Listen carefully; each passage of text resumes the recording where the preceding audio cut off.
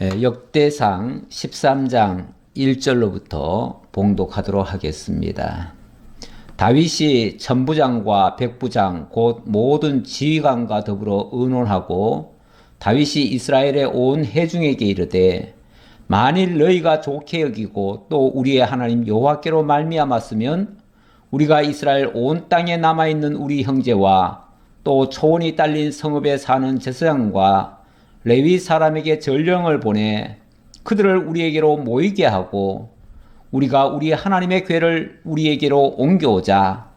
사울 때에는 우리가 궤 앞에서 묻지 아니하였느니라 하매 뭇 백성의 눈이 이 일을 좋게 여김으로 온 회중이 그대로 행하겠다 한지라. 아멘. 4절까지 우선 봉독해 드렸습니다. 다윗이 왕이 되었습니다. 아직은 남쪽의 왕이라고 할 수 있는데 그러나 북쪽의 백성들도 많이 협조를 했었다는 이야기가 지난번에 좀 있었죠. 자, 이제부터 본격적으로 다윗이 통치하는 그런 시대가 됐습니다. 그런데 제일 먼저 하는 일이 무엇인가? 다윗이 천부장과 백부장 곧 모든 지휘관과 더불어 의논을 했다 그럽니다. 다윗이 지금 중대한 일을 생각하고 있는데 이 일을 함에 있어서 먼저 지휘관들과 상의를 했다, 의논을 했다. 아주 좋은 모습이죠. 다윗이 절대 왕정 시대에 왕권을 휘두를 수도 있었는데 자기 마음대로 할 수 있었다는 얘기죠. 그럼에도 불구하고 지휘관들과 이 중대한 내용을 함께 의논을 했습니다. 뿐만 아니라 다윗이 이스라엘의 온 회중에게 이르되 만일 너희가 좋게 여기고 또 우리의 하나님 여호와께로 말미암았으면 이러면서 온 백성들에게도 자기의 의견을 피력을 하고 백성들로부터 동의를 구하는 이런 모습을 보이네요. 얼마나 좋습니까? 무엇을 동의를 구하는가? 우리가 이스라엘 온 땅에 남아있는 우리 형제와 또 초원이 딸린 성읍에 사는 제사장과 레위 사람에게 전령을 보내 그들을 우리에게로 모이게 하고, 자, 일단은 제사장과 레위 사람들을 다 오게 하자. 그 말이죠. 오게 하자. 왜냐하면, 뭐 하려고 그러냐면은, 3절. 우리가 우리 하나님의 궤를 우리에게로 옮겨오자. 사울 때에는 우리가 궤 앞에서 묻지 아니하였느니라 하매. 사울 때에는 우리가 하나님 앞에 하나님의 말씀을 듣질 못했었다. 왜 그랬냐면 이 사울 시대 때 그때 궤를 빼앗깁니다. 사실은 사울 때가 아니죠. 사울 이전에 엘리 제사장의 아들 홈리와 비느하스가 전쟁터에 나가면서 이 법궤를 가지고 나갔어요. 그 당시는 이 법궤를 좀 미신적으로 생각을 했어요. 그래서 이 법궤가 있으면은 무조건 우리는 이긴다. 왜냐하면 법궤는 하나님의 임재하는 장소니까 하나님이 계신 곳은 무조건 승리할 될 거 아니냐. 그러니 전쟁터에도 법궤만 가지고 나가면 이길 것이다. 그런데 홈리와 비느하스라고 하는 이 엘리의 두 아들은요, 그들은 여호와를 알지 못하였더라 그랬습니다. 정작 여호와를 제대로 믿지도 않으면서 전쟁터에 나가면은 또 여호와를 이용을 하네요. 궤를 이용한 거예요. 궤를 전쟁할 때에 무기처럼 사용을 했던 거예요. 그랬다가 궤가 빼앗겼고요. 두 아들 죽었고요. 그 소식을 들은 엘리 제사장도 의자에 앉아 있다가 그냥 기절을 해가지고 목이 부러져서 죽었어요. 그리고 나서 그 궤는 빼앗겼습니다. 빼앗겨서 이 블레셋 땅으로 넘어갔지요. 그리고 나서 지금까지 무려 70년간 여호와의 궤는 이스라엘 땅에 있질 못했습니다. 나중에 돌아오긴 돌아옵니다. 돌아오긴 돌아왔는데 제대로 그 교회를 다시 모실 수가 없었습니다. 그래서 결국 사울 시대 동안은 여호와의 교회가 없는 채로 지냈던 거죠. 여호와의 교회가 없었으니까 당연히 하나님의 말씀이 사울에게 증거가 안 되죠. 물론 뭐 하나님께서 사무엘 선지자가 있을 때 사무엘을 통해서 말씀하셨지만 사무엘은 이 사울이 하도 말을 안 들어가지고 나중에는 사무엘이 죽는 날까지 사울을 다시는 그 얼굴도 보기 싫다고 안 갔습니다. 사울이 뭐 무슨 짓을 하든 간에 내버려 둬버렸어요. 그러다가 사무엘이 이제 죽었잖아요. 그러니까 진짜 사울은 고아처럼 돼버렸습니다. 하나님의 말씀이 전혀 없었어요. 그러다 보니까 나중에는 답답해가지고 무당을 찾아가잖아요. 그래서 무당의 말을 듣고 움직이다가 결국 자기도 전쟁터에 나가서 세 아들과 함께 한꺼번에 다 죽임을 당했지요. 그래서 그러니까 이스라엘을 다스리던 사울 왕가가 완전히 무너지게 돼버린 거죠. 물론 그 덕분에 다윗에게로 백성들의 마음이 돌아왔고 다윗이 왕이 되었습니다. 자, 그것까지는 좋은데 어쨌든 그동안에 하나님의 교회가 이스라엘에서 제대로 그 역할을 하지 못했던 것이죠. 그런데 다윗은 자기가 왕이 되니까 그 부분이 매우 아쉬웠던 것 같아요. 그러니까 왕이 되자마자 제일 먼저 한 일이 뭐냐면 그 교회를 모셔와야겠다. 그 교회가 지금 들판에 있어요. 들판에. 다시 말하면은 그 교회가 블레셋에 빼앗겨가지고 이리저리 이동을 했는데 얼마나 많이 이동을 했는지 몰라요.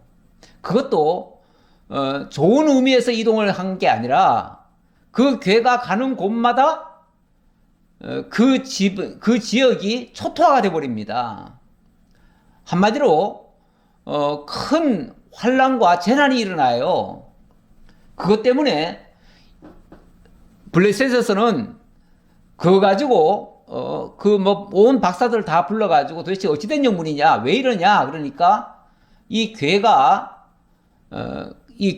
우리 곁에 있어가지고 그 하나님이 이렇게 응징하는 거라고, 그래서 빨리 돌려줘야 된다고 해가지고 이성저성 떠넘기게 하죠. 엄청난 화가 임하니까 그래서 아무도 모셔가려고 하지 않았던 거예요. 이런 상태에서 다윗이 그 교회를 모시려고 하는 겁니다. 어쨌든 다윗이 이런 생각을 한 것은 굉장히 선한 일이죠. 좋은 생각이에요. 나쁘지 않습니다.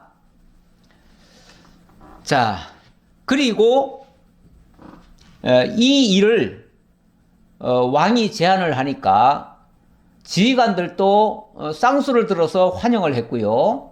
또 온 백성들도 좋은 생각이라고 하면서 모두가 다 찬동을 했어요. 왕이 그런 결심을 했고 지휘관들이 또 아주 좋다고 옆에서 응원을 했고 온 백성들이 모두가 다 찬동을 한 일입니다. 얼마나 좋은 기회입니까? 이런 일은 당장 해야지요. 자, 그래서 4절 보겠습니다. 4절, 뭇 백성의 눈이 이 일을 좋게 여김으로 온 회중이 그대로 행하겠다 한지라. 이에 다윗이 애굽의 시홀 시내에서부터 하맛 어기까지 온 이스라엘을 불러 모으고 기럇 여아림에서부터 하나님의 교회를 메어오고자 할세. 기럇 여아림에서 하나님의 교회를 모셔오려고 했다. 자, 이렇게 얘기를 합니다. 기럇 여아림, 지도 한번 잠깐 볼까요?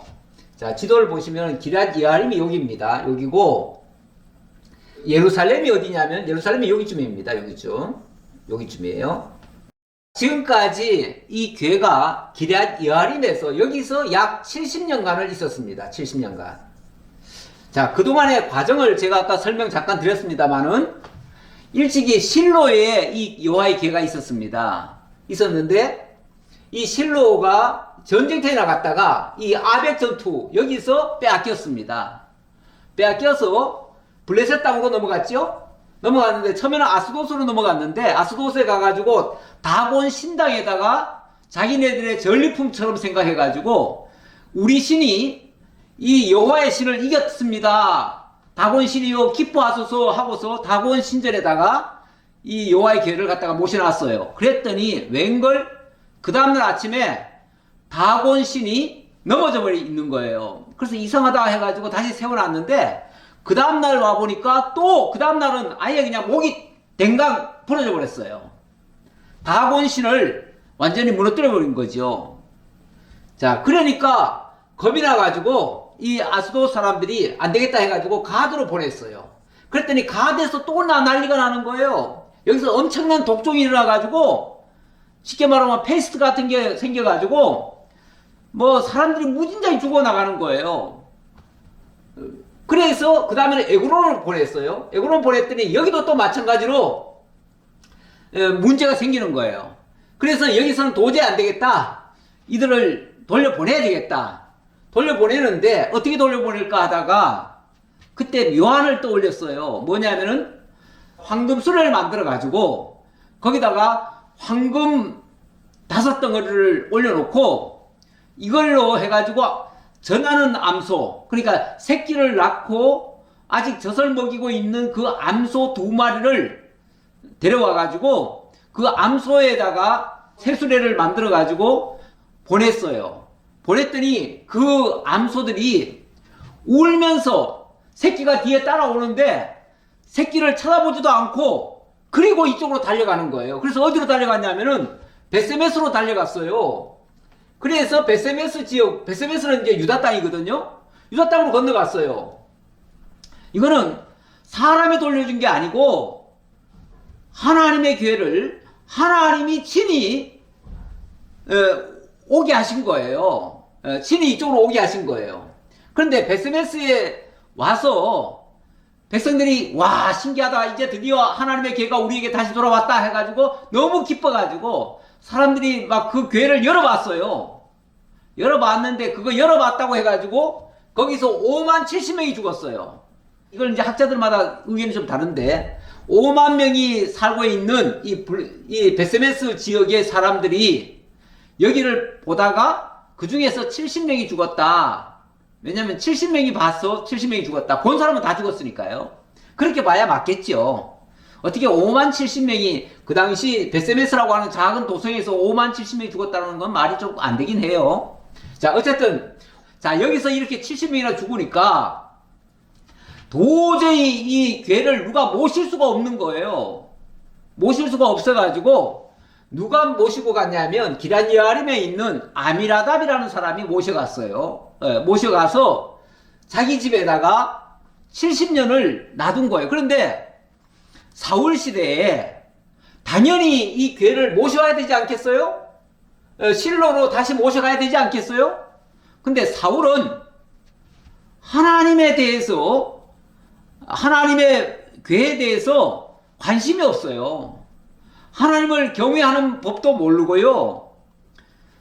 오죽하면은 하나님께 불순종하다가 나중에 하나님께로부터 심판도 받잖아요. 그런 사람이니까 이 괴를 모셔가겠어요? 안 모셔가지요. 그러니까 이 기럇여아림에 있는 아미나답이라고 하는 사람이 70년이나 그냥 어쩔 수 없이 모시고 있었던 거예요. 모시고 싶어서 모신 게 아니라 그냥 어쩔 수 없이 모시고 있었던 거예요. 그런데 드디어 다윗이 왕이 됐습니다. 왕이 되고 나서 다윗이 이 여호와의 괴가 이 들판에서, 여기 기럇여아림은 어찌 보면 들판이나 마찬가지예요.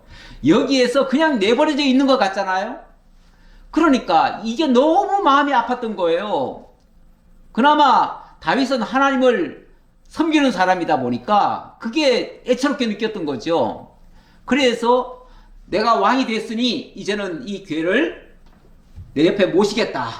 내가 모시고 그 하나님의 통치를 받겠다. 이렇게 생각을 한 겁니다. 다윗은 원래가 하나님이 자기를 왕으로 세웠지만 나 같은 사람이 어떻게 왕이 됩니까? 나는 어찌 보면 작은 아이 같습니다. 그러니 하나님께서 지혜 주시고 하나님이 왕이십니다. 하나님이 나를 다스려 주십시오. 나는 하나님의 명을 받들어서 살겠습니다. 이런 자세로 왕이 됐습니다. 그랬으니까 당연히 하나님의 말씀을 들으려면은 이 법궤가 옆에 오는 것이 맞지요. 그래서 법궤를 모시고자 했는데, 자, 모시려고 할 때에 무슨 일이 발생했는가? 이 한 사건이 발생해요. 자, 6절에 보니까요. 다윗이 온 이스라엘을 거느리고 바알라 곧 유다에 속한 기럇 여아림에 올라가서 여호와 하나님의 궤를 메어 오려 하니 이는 여호와께서 두 그룹 사이에 계심으로 그러한 이름으로 일컬음을 받았더라. 이 여호와의 궤라고 말하는 것은 원래 그 궤가 그 두 그룹 사이에 계시기 때문에 그렇게 불려진다. 이거는 두 그룹이라고 하는 것은 늘 천사의 보호 아래 있었다. 그런 얘기죠. 천사가 늘 지키고 있었다. 그런 얘기죠. 이 궤는 그야말로 천사들이 지키고 있는 궤입니다. 그러니까 사람이 거기에 접근한다든지 사람이 그 궤를 만진다든지 들여다본다든지 하면 다 죽어요. 자, 7절입니다.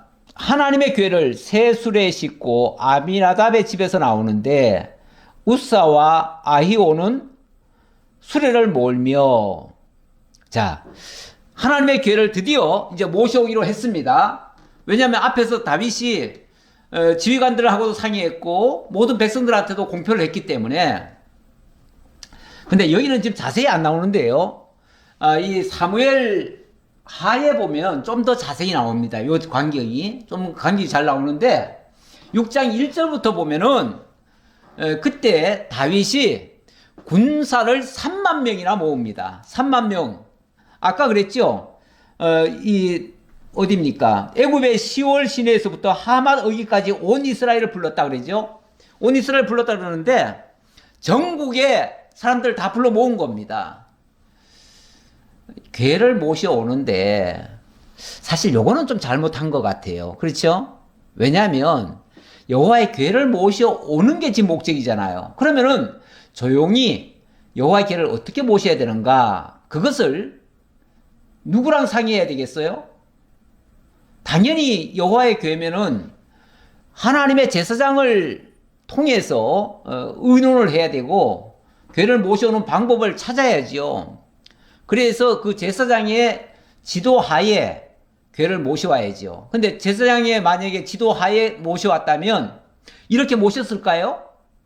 전국에서 3만 명이나 되는 사람을 끌어모으고 거기다가 또 악대, 그러니까 찬양대를 무려 3,000명으로 찬양대를 만듭니다. 거기다가 수레는 또 금수레를 또 만듭니다. 그러니까 소가 이끄는 수레를 만들어 가지고 그 수레 위에다가 이 법궤를 올려놓고 모셔옵니다. 뭔가 좀 이상하지 않아요?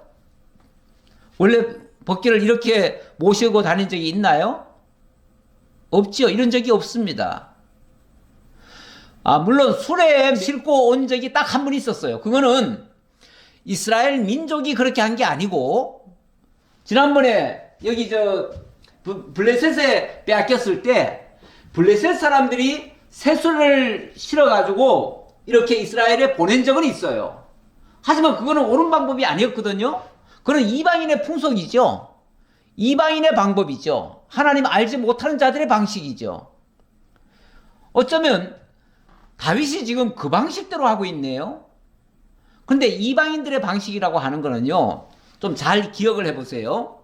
이방인들의 모든 풍속은요, 이 세상 사람들이 기본적으로 가지고 있는 상식선에 맞는 것들이에요. 그러니까 이방인들의 풍속은 어떤 면에서 자연스러워요. 근데 기독교의 이 모든 일들은요, 세상에서 하지 않는 방식일 수도 있어요. 그러면 좀 어색하지요. 그래서 기독교의 방식들은 조금 어색해 보이고 이방인들의 풍속은 아주 자연스러워 보여요. 그런데 여기도 보니까 여호와의 궤를 모셔오는데 수레에다 싣고 오면 얼마나 편리하고 안전하겠어요? 그것도 세수레로 아주 튼튼하게, 요즘으로 말하면은 최고급 승용차 이런 거에다가 지금 모시고 오는 거예요. 뭐 그게 잘못됐나요? 예. 어쨌든 인간적인 생각에서는 그게 맞는 것 같아요. 뿐만 아니라 다윗과 이스라엘 온 무리는 하나님 앞에서 힘을 다하여 뛰놀며 노래하며 수금과 비파와 소고와 재금과 나팔로 연주하니라. 여기 지금 뭐 온갖 악기를 동원해가지고 뭐 엄청나게 지금 찬양을 해가면서 오잖아요. 거기다가 또 다윗은 원래 찬양을 잘 하던 사람이에요. 그러다 보니까 누가 찬양을 지었는지 모르지만 거기에 맞춰가지고 뭐 나팔을 불고 뭐 주악을 하는 거예요. 소고와 재금과 비파와 수금을 타는 거예요. 거창하죠. 그 찬양대 숫자만 해도 3,000명이에요. 3,000명.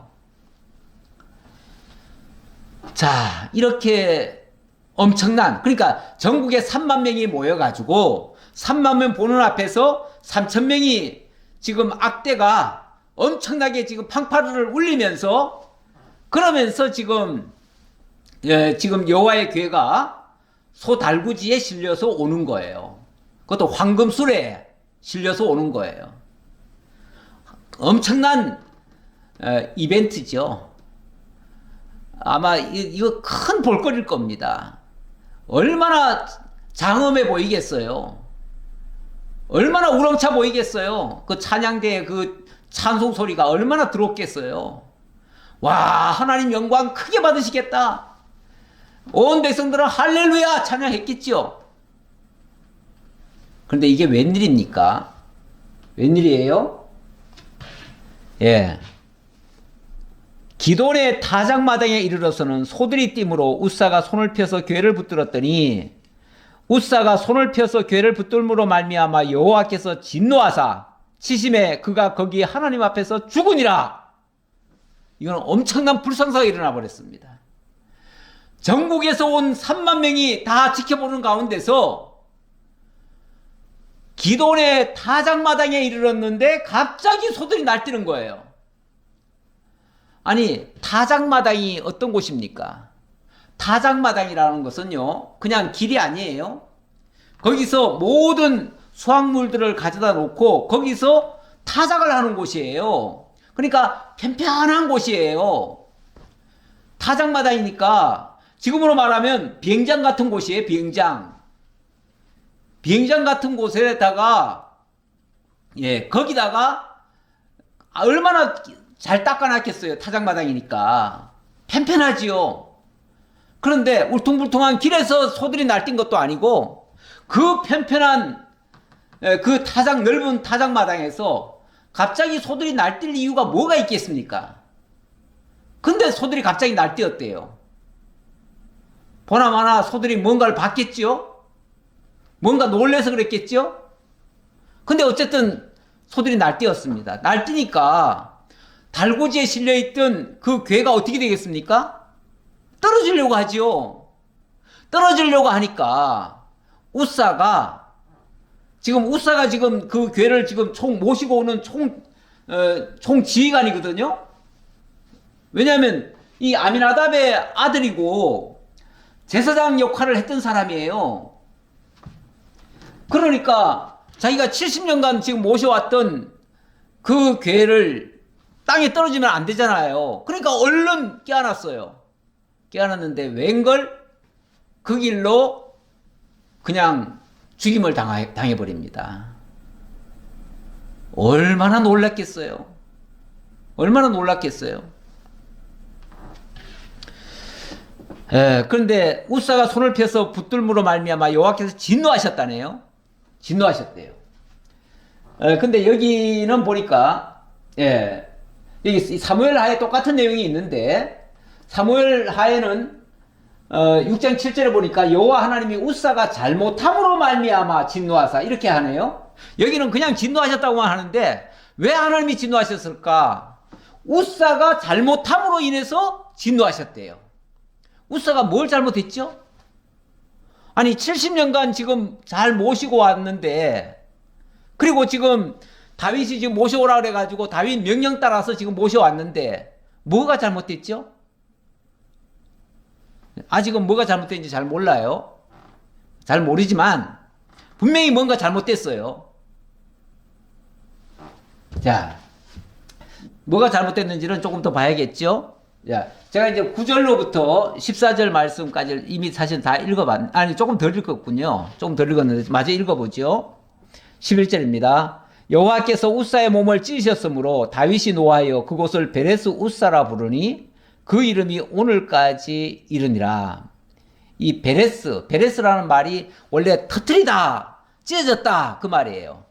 옛날에 베레스와 세라가 두 쌍둥이가 태어날 때, 다말에게서 태어날 때 배를 터트리고 태어났다 그랬어요. 그래서 배를 터트렸다 해가지고 베레스라고 그랬는데, 여기 지금 우사의 몸도 찢어졌대요. 그러니까 제가 확실은 모르겠지만, 이 정황이 정확히는 모르겠지만, 이 우사가 그냥 곱게 어떻게 죽은 게 아니에요. 몸이 찢어질 정도로 어떤 엄청난 충격을 받은 거예요. 그래서 죽었어요. 우리 왜 흔히 그러잖아요. 마른 하늘에 날벼락 맞았다 이런 표현을 하잖아요. 어찌 보면 날벼락 맞은 거예요. 날벼락 맞아가지고 그냥 그 자리에서 즉사해버렸어요. 얼마나 놀랄 일입니까? 그냥 오다가 뭐 어떻게 조금 넘어져가지고 어떻게 됐다 이 정도도 아니고, 세상에 70년간 모시던 사람이 직접 모시고 왔는데, 그러다가 그 괴를 지금 모셔오다 갑자기 지금 죽어버렸으니 다윗이 그 광경을 봤을 때 얼마나 놀랬겠냐고요. 그래서 오죽하면은 다윗조차도 노하여 이렇게 얘기하네요.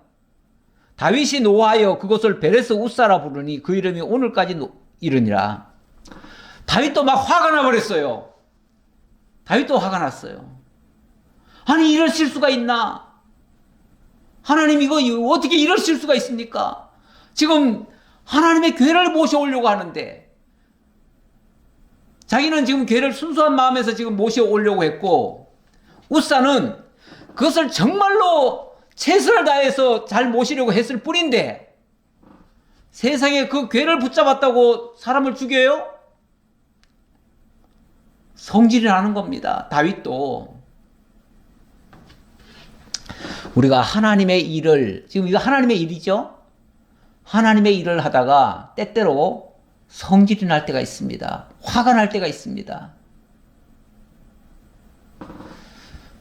그 당사자는요, 내가 하나님의 일을 했을 뿐인데, 내가 잘하려고 했을 뿐인데, 내가 열심히 했을 뿐인데, 이런데도 불구하고 왜 하나님은 이렇게 해주시냐고 거기에 대한 불만이겠죠. 잘해놓고 일 잘하고요, 하나님께로부터 진노받는 경우도 있습니다. 때때로 있어요. 지금 우사가 구약에서는 어찌 보면 대표적인 사례라고도 볼 수 있고요. 사실 신약에서도 보면은 하나님의 일 잘해놓고 망하는 사람들도 가끔씩 나와요. 한 예를 하나 본다면요, 아나니아와 삽비라 어떻죠? 그들은 초대교회 때 굉장히 어려울 때 아닙니까? 그때 그 어려운 성도들을 위해서 자기 재산을 다 내놓겠다고 하나님 앞에 서약을 했어요. 얼마나 아름다운 일입니까? 얼마나 선한 일이에요. 그런데 그렇게 약속을 해놓고 집을 다 팔았습니다. 근데 팔고 나니까 몽땅 다 갖다 바치는 게 아까웠던 것 같아요. 근데 누가 그거 바치라고 했었나요? 바치라고 한 적 없어요.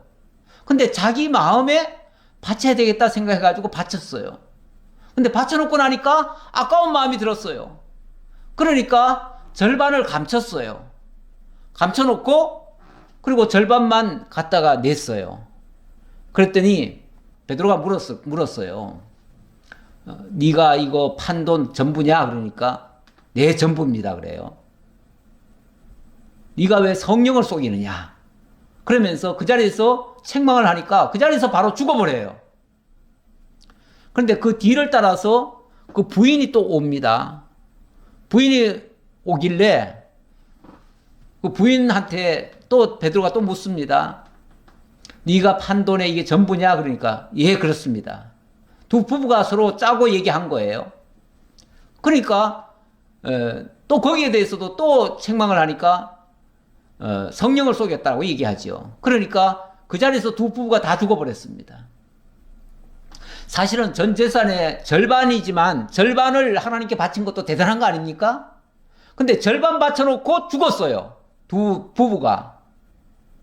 인간적으로 생각하면 절반 바친 것도 대단한 일을 한 건데 그 대단한 일을 해놓고 죽어버렸어요. 하나님께로부터 진노를 받아버렸어요. 왜 그렇죠? 아니 그 선한 일, 그 정도 하면 선한 일을 한 거 아니에요? 물론 100%는 못했지만 50% 한 거 아니에요? 그런데 50% 했다고 세상에 죽입니까? 아니죠. 50% 했다고 죽인 게 아니고 성령을 속인 거죠. 거짓말한 거죠. 예. 그 사단이 옆에서 어떻게 속이니까 결국 사단에게 넘어가 버린 거죠. 사단의 종이 돼 버린 거죠. 그래서 결국은 진노를 받은 거죠. 그래서 가끔씩 그 하나님의 일을 하다가 마지막에 굉장히 안 좋게 끝나는 경우가 종종 나와요. 그런 예가 수없이 있습니다. 있는데 대부분이 그래서 잘못되는 경향이 있습니다. 어쨌든 우사도 70년간 여호와의 교회를 모셔놓고 마지막은 그냥 벼락 맞아 죽었어요. 참 너무 안타까운 일이에요. 너무 안타까운 일인데 무엇 때문에 그랬는가? 어쨌든 이 일 때문에 다윗도 화가 났어요. 어떻게 이러실 수가 있는가 하나님께서. 다윗의 이런 지금 엄청난 지금 계획 아닙니까? 전 국민을 지금 다 불러다 놓고 전 백성들 다 불러다 놓고 거기서 지금 대단한 잔치를 벌이고자 한 거 아니에요? 모두가 지금 축제 분위기 속에서 지금 이 일을 한 거 아니에요? 그런데 그게 지금 쑥대밭이 돼버렸어요. 그 다 무효가 돼버렸어요. 뿐만 아니라 이런 하나님 같으면 난 못 모시겠다고 아예 겁이 나가지고 하나님 모시기 포기를 해버렸어요. 포기 선언을 해버렸어요.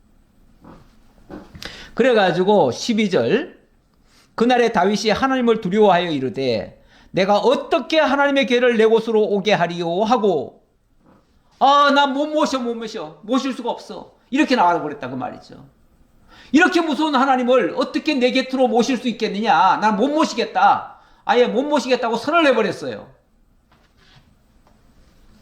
물론 이 역시도 잘못된 겁니다. 다윗도 큰 잘못을 한 거예요. 근데 진짜 잘못한 거는 지금 이거 뭐 낙심하고 지금 이 말하고 이거 포기한 게 지금 잘못한 게 아니라 그 근원적인 잘못이 있어요. 그 잘못은 좀 이따가 다시 설명하고요. 자, 그런데 과정이 어떻게 됐는가? 다윗이 궤를 옮겨 자기가 있는 다윗성으로 메어들이지 못하고 그 대신 가드 사람 오벳 에돔의 집으로 메어가니라. 이 가드 사람 오벳 에돔, 이 사람은요, 나중에 그 이전에 이미 사실 소개가 됐어요. 그 다윗의 그 신복 중에 오벳 에돔이 이름이 나왔었어요. 근데 이 사람은 일종의 문지기 역할을 했던 사람 같아요. 그런데 그러다 보니까 다윗이 쉽게 말하면 나 이거 안 모신다고 선언을 해버렸어요. 그러니까 이 오벳 에돔이 그럼 제가 모실게요 하고서 아마 아무도 안 모셔가려고 하니까 그럼 제가 모셔갈게요. 그리고 모셔간 거예요. 모셔가는데 어떻게 모셔갔는가? 그 궤를 메고 갔다고 그래요. 메고. 예. 그래서 13절 끝에 보니까 그 말 나오지요. 그 대신 가드 사람 오벳 에돔의 집으로 메어가니라. 이 메어갔다는 말은 두 사람이 어깨에 메고 갔다 그 소리예요. 하기야 이 궤는요 그렇게 무거운 게 아니에요. 무거운 게 아니기 때문에 또 채가 이렇게 꿰져 있어요. 원래 항상 꿰놔요 거기다가. 예. 그러니까 궤가 있고 그 궤에다가 채 2개를 깨놔요. 그러니까 그걸 들고 가면 될 거 아니에요. 들고 가든지, 원래는 들고 이렇게 끈으로 해가지고 어깨에다 메고 이렇게 이제 가는 게 맞아요. 아니면 어깨에 매든지, 자관 사람이 직접 들고 가야 돼요. 들고 가야 되는데, 뭐 어쩔 수 없이 그렇게 들고 왔는지 모르지만 사실은 그게 정답이었습니다. 그게 정답이었어요. 원래 궤는, 이 하나님의 궤는요, 직접 손으로 메고 가게 돼 있어요. 그 민수기, 지난번에 우리 주일 오후에 민수기 했잖아요. 예, 그때도 보니까 이 내용이 나왔는데요. 예, 거기 보면 이런 말씀이 있습니다. 진영을 떠날 때 아론과 그의 아들들이 성소와 성소의 모든 기구 덮는 일을 마치거든 고핫 자손들이 와서 맬 것이니라. 매라고 그랬어요. 매라. 이 하나님의 궤는요, 유일한 방법이 메고 가는 거예요. 다른 것은, 다른 기구들은요, 뭐 수레도 싣고 갈 수 있어요. 그런데 여호와의 궤는 반드시 고핫 자손이 메고 가야 돼요. 그런데 자, 그러면서 또 주의를 주죠. 그러나 성물은 만지지 말라. 그들이 죽으리라. 이 성물은 만지면 어떻게 된다고요? 죽어요. 이 성물은 사람이 만지면 안 돼요. 고핫 자손도 만지면 안 돼요. 그러면 어떻게 해요? 그냥 채 끼워놓은 대로 그냥 들고 가는 거예요. 그러면 이런 채는, 아니 이걸 움직이려면 만져야 되지 않겠어요? 절대 만지지 말라는 거예요. 채만 들고 나머지는 절대 만지지 말고, 그리고 그 전에 뭐라고 그랬습니까? 아론과 그의 아들들이 성소와 성소의 모든 기구 덮는 일을 마치거든 이랬어요. 그러니까 그 안을 누구도 들여보면 안 돼요. 그 안은 완전히 이 아론 제사장이 덮어줘야 돼요. 다 덮어주고, 그러니까 만질 게 없어요. 사실은 다 덮어버렸으니까 만질 수도 없고요, 만져도 안 돼요. 또 들여다봐도 안 되고요. 자, 그러면서 해막 물건 중에서 이것들은 고핫 자손이 맬 것이며 그랬는데, 예, 바로 여기에 답이 있었던 거예요. 다시 말하면 이들은 이 우사의 큰 실수라면은 이걸 만져버린 거예요. 만지지 말라고 했는데 절대로 들여다봐도 안 되고 만져도 안 되는데 그걸 만져버린 거예요. 물론 동기로 말하면야, 아니 그러면은 수레에서 떨어지는데 어떻게 안 막아요? 하나님의 궤는요, 사람이 붙들어서 막아주는 게 아니에요. 사람이 보호하는 게 아니에요. 하나님의 궤는 하나님이 스스로를 지키셔요. 아니 아까 저 그림을 봤잖아요. 그림을 보면 지금 이 궤가 전쟁터에서 빼앗겨가지고 적국에 넘어갔습니다. 그런데 적국에 넘어갔던 그 궤가 어떻게 돌아올 수 있었나요? 하나님이 그들에게 이 궤가 있는 곳마다 하나님이 저주를 하시니까 그 궤를 가지고 있을 수가 없어요. 그래서 내보낸 거예요. 근데 내보낼 때 사람이 내보낸 게 아니에요. 사람이 데려다 갖다 준 게 아니고, 그냥 아까 말씀드렸듯이 그냥 전나는 암소 2마리에다가 수레에다 실어주니까 그냥 알아서 간 거예요. 알아서 이스라엘 땅으로 넘어간 거예요.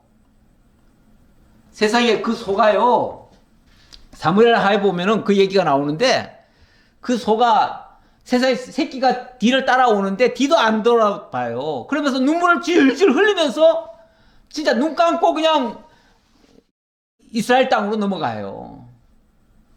그러니까 나중에 이스라엘 사람들이 그 소 달구지, 그 소를 잡고 그 소 달구지를 땔감으로 해가지고, 그래서 하나님 앞에 제사를 드리잖아요. 하나님이 이렇게, 하나님의 궤가 스스로 이렇게 왔다고 해가지고 그 하나님께 제사를 드렸어요.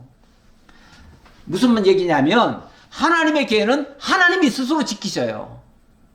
사람이 지켜주는 게 아니에요. 우사가 그걸 지키려고 하다가 망한 거예요. 하나님의 일은 우리 생각하고는 좀 안 맞을 수가 있어요. 우리 생각은 안 맞더라도 하나님의 말씀대로 하는 거예요. 예. 우리 생각대로 이렇게 하면 좋겠다, 저렇게 하면 좋겠다, 이건 다 사람 생각이에요. 그게 자연스러워 보여도 하나님의 뜻하고는 안 맞아요. 자, 또 뭐가 잘못됐는가 한번 또 더 생각해 봅시다. 자, 일단 사울 시대 때, 사울 이전 시대지요. 사울 이전 시대 전쟁터에 괴를 가져갔다가 빼앗겼고요. 그리고 사울 시대 때는 하나님 말씀을 전혀 못 들었고요. 걔가 머무는 동안에 블레셋 5도시가 엄청난 피해를 입었습니다. 그래서 암미나답의 집으로 이렇게 돌아왔다는 얘기 아까 말씀드렸고요. 우사가 괴를 붙들었다가 진노받아서 죽었고요. 그래서 이게 오벳 에돔의 집으로 갔는데 그 뒤가 어떻게 됐는가? 하나님의 괴가 오벳 에돔의 집에서 그의 가족과 함께 석 달을 있으니라. 여호와께서 오벳 에돔의 집과 그의 모든 소유에 복을 내리셨더라. 복을 내리셨더라. 오벳 에돔 하나님이 일부러 보란 듯이 아마 그 집안이 엄청나게 뭔가 잘 되게끔 하셨던가 봐요. 그래서 복이 임했다라는 소식이 다윗에게도 들려옵니다.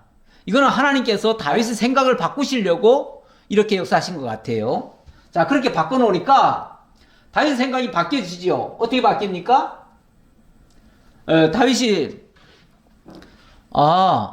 이 괴 자체가 지금 뭐 저주를 주거나 그런 건 아니구나. 하나님의 괴가 잘못된 게 아니구나. 그렇다면은 하나님 다시 모셔와야겠다. 이런 생각을 하는 거죠. 그런데 그거는 이제 좀 더 지나간 얘기고요. 제가 이제 14장으로 넘어와서 조금 더 보도록 하겠습니다. 14장 1절로 2절에는 다윗이 두로 왕의 협조를 받아가지고 왕궁을 짓는 장면입니다. 어쨌든 다윗은 일단은 괴 모셔오려고 했던 그 1차 프로젝트는 끝냈어요. 그 계획은 포기했어요. 포기하고 나니까 그 다음 할 일이 뭔가? 그 다음 할 일은 자, 하나님의 일을 제일 우선시 했는데 하나님의 일이 일단 중단이 돼 버렸어요. 중단이 되니까 그거 포기하고 그러면 내 집이나 잘 만들어야겠다 해가지고 자기 왕궁을 세운 거예요. 자기 왕궁을 세우는데 여기에 두로왕 히람의 도움을 받아서 하게 됩니다. 두로왕 히람이 다윗에게 사신들과 백향목과 석수와 목수를 보내 그의 궁전을 건축하게 하였더라.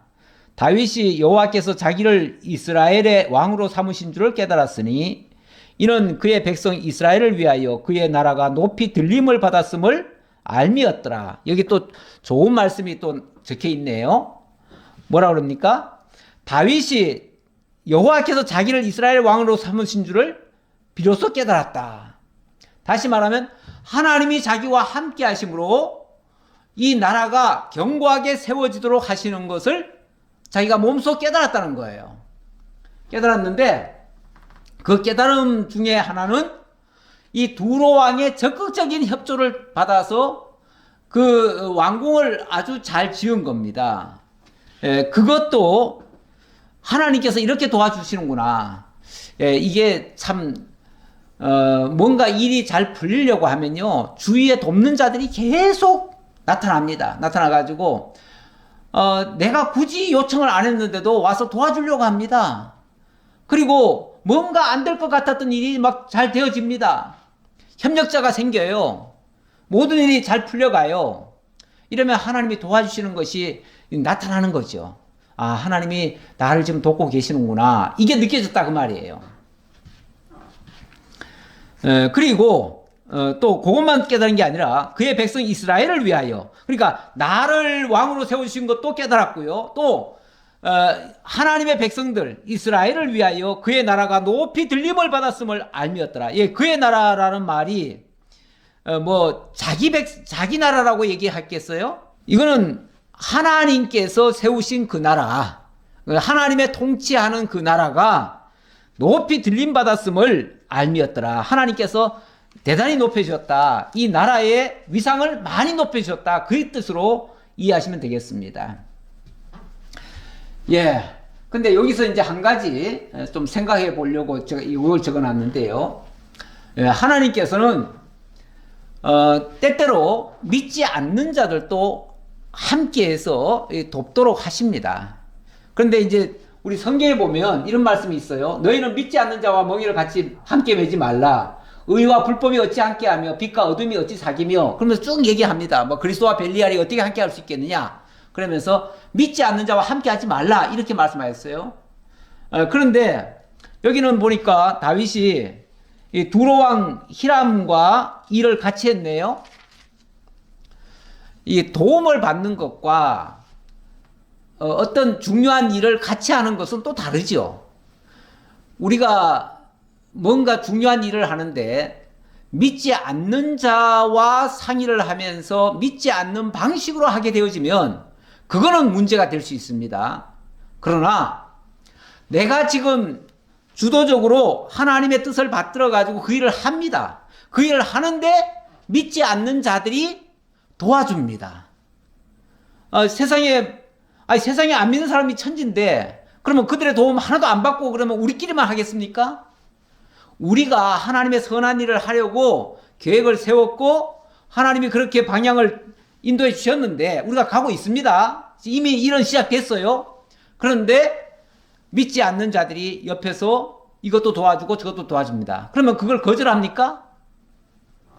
그러니까 이거는 믿지 않는 자와 함께 한다는 그 개념을 그들과 같이 상의를 해가지고 뭔가 계획을 세울 때부터 그들과 같이 하는 거. 예를 들어서 사업을 같이 하려고 하면 안 믿는 자들과 같이 상의를 해야죠.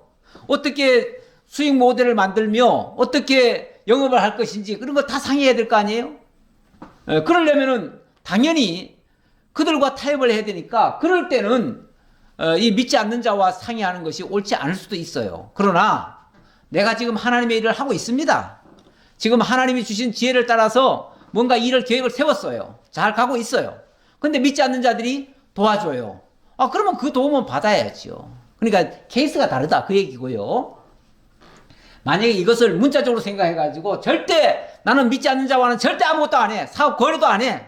그럼 믿지 않는 사람에게는 물건 팔지도 말아야 되고 그들의 물건 사지도 말아야 되고 믿지 않는 사람이 배달해 주는 거 받지도 말아야지요. 그러면 어떻게 삽니까 세상을. 그래서 고린도전서에 이런 말씀도 있어요. 이 말은 물론 요거는 사례는 다르지만은 원리를 얘기하는 거예요. 원리로 말하면 이 말은 이 세상에 음행하는 자들이나 탐하는 자들이나 속여 빼앗는 자들이나 우상 숭배하는 자들을 도무지 사귀지 말라는 것이 아니니 그들을 도무지 상대하지 말라는 얘기가 아니다. 만일 그리하려면 너희가 세상 밖으로 나가야 할 것이니라. 우리가 만약에 그런 식으로 생각한다면 우리가 세상 밖으로 나가야 돼요. 이 세상은 다 그런 사람들이 살고 있는데 어떻게 그런 사람들과 함께 살 수 있겠습니까? 세상 밖으로 나가야죠. 세상 밖으로 나가란 말은요, 우리가 죽어야 더 이상 그들과 무관해진다 그 말이에요. 죽기 전까지는 우리도 세상 가운데 살기 때문에 안 믿는 사람들과 같이 살아야 돼요. 그들의 도움도 받아야 되고 때로는 그들도 도와줘야 돼요. 그래서 두로 왕의 협조를 받아서 왕궁을 짓는 것은 당연히 할 일이에요. 당연히 할 일이고 어느 나라든지 그들의 특색이 있잖아요. 이 두로는 이 다메섹 지역이기 때문에 거기는 그 백향목이 있잖아요. 백향목이 있고 백향목이 발달하니까 당연히 목수들, 석수들 또 뭐 이런 사람들이 굉장히 실력 있는 사람들이 많아요. 그러니까 그 사람들의 도움을 안 받을 수가 없어요. 레바논에 백향목으로 집을 지으려면 왕궁을 지어야 되는데 지으려면은 나무를 가져와야죠. 그 나무를 또 재단을 해야지요. 그걸 가지고 또 어떻게 하는 것을 그들이 안 하면 누가 하겠어요. 이스라엘에는 그런 나무도 없고 아무것도 없는데 당연히 해야죠. 그래서 이런 협력을 받는 것은 매우 바람직하다라는 말씀까지 드려야겠네요. 제가 오늘 진도는 많이 못 나갔는데 결론을 말씀드리겠습니다. 오늘 제가 결론은 고린도전서 10장을 가져왔습니다. 10장에 보면 이런 말씀이 있습니다. 그러면 우리가 주를 노여하시게 하겠느냐? 우리가 주보다 강한 자냐? 이 말은 어디서 나온 얘기냐면 우리 임의로 무슨 일을 하려고 하면 그건 우리 고집이, 우리 생각이 하나님의 의지를 꺾으려고 하는 거 아니겠어요? 근데 우리가 주님보다 더 강한 자들입니까? 주님을 이겨 먹을 수 있습니까? 우리가 주를 노여하시게 할 수 있습니까? 우리가 하나님의 말씀을 거역하고 우리가 버텨낼 수 있냐 그 말이죠. 하나님이 이겨먹을 수 있냐 그 말이죠. 우리에게 주신 복음 안에서 우리가 무엇이든지 할 수 있다고 생각할 수 있습니다. 그래서 사도 바울은 거기에 대해서 이렇게 얘기를 합니다. 모든 것이 가하나 모든 것이 유익한 것은 아니요 모든 것이 가하나 모든 것이 덕을 세우는 것은 아니니 누구든지 자기의 유익을 구하지 말고 남의 유익을 구하라. 여기는 물론 성도 간의 이야기 중에서 나온 얘기라서 자기 유익 구하지 말고 남의 유익 구하라고 그랬지만 지금 하나님과의 관계 속에서라면은 우리가 하나님이 일을 한답시고 할 때에 하나님의 말씀을 따를 것이냐 내 생각을 앞세울 것이냐. 우리가 흔히 하나님의 일을 한답시고 하다가 내 생각대로 밀어붙이려고 해서 문제가 발생할 수가 있죠. 누구든지 자기 생각은 다 옳은 줄로 압니다. 그런데 말씀에 비춰보면 내가 옳지 않다는 것이 분명히 드러납니다. 다윗도 자기 생각이 얼마나 잘했다고 생각했습니까? 아니 하나님 얼마나 잘 모시고 싶었으면 황금술을 만들었겠어요. 그리고 3만 명의 군대를 다 오라 그러고 백성들 다 오라 그래가지고 거기서 3천 명의 악대를 불러가지고 그렇게 하면서 지금 괴를 모시고 오려고 했던 거 아니에요? 그런데 그게 하나님은 아니라는 거 아니겠어요? 그게 아니래요. 하나님의 말씀의 원리대로라면은 하나님의 교회는 그런 식으로 모시는 게 아니에요.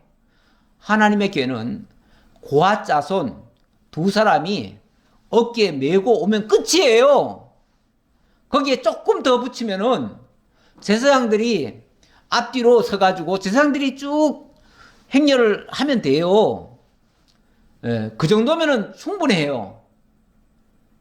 우리 교회의 일, 하나님의 일, 뭐 거창해야 되는 거 아닙니다. 무슨 엄청난 의식으로 하는 거 아닙니다. 모든 사람 보는 앞에서 무슨 축제로 하는 거 아닙니다.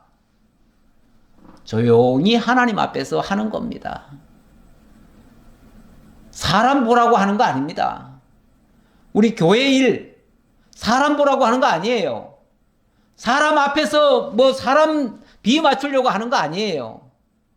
내가 하나님 앞에서 누가 보든 안 보든 내가 정직하게 하나님이 깨닫게 해주신 대로 하는 거예요. 그게 순수함입니다. 우리 하나님은 그런 걸 원하셔요. 물론 이렇게 할 수도 있고 저렇게 할 수도 있어요. 모든 게 가해요. 하지만 그렇다고 해가지고 부딪혀가면서 하는 일 이런 것들은 유익하지 않습니다. 더군다나 모든 것이 가하더라도 덕 세우는 것도 아닙니다. 어떤 유익도 안 됩니다. 차라리 그러면은 안 하는 것이 나을 수도 있습니다. 우리 교회의 일, 하나님의 일, 정직히 하나님 앞에서 순수하게 하자고요.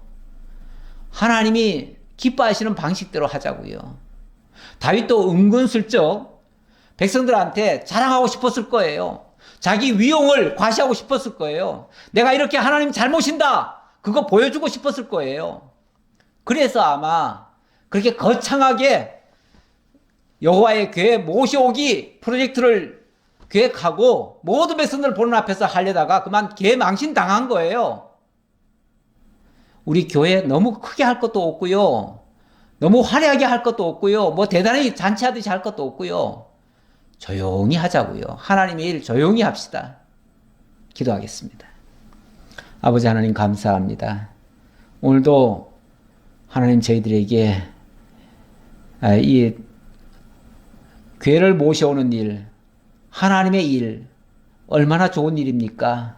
하지만 이것이 사람이 영광을 얻으려 하다가 또 낭패를 만난 결과가 되었습니다. 사람에게 과시하려다가 그만 사람이 죽는 불상사가 일어났습니다. 남에게 나의 신앙을 자랑하려다가 오히려 그것 때문에 저주를 받는 예도 있었다고 했습니다. 아버지 하나님, 조용히 하나님의 일을 하되 정말 하나님 앞에서 정직하게 사람 눈치 안 보고 사람 체면 안 보고 정말 하나님을 위해서 또 모든 성도들을 위해서 교회를 위해서 일하는 저희 모두가 되게 하옵소서. 그리하여 오직 영광 주님 홀로 받으셨기를 간절히 바랐고 원하오며 우리 주님 예수님의 이름으로 기도하옵나이다. 아멘.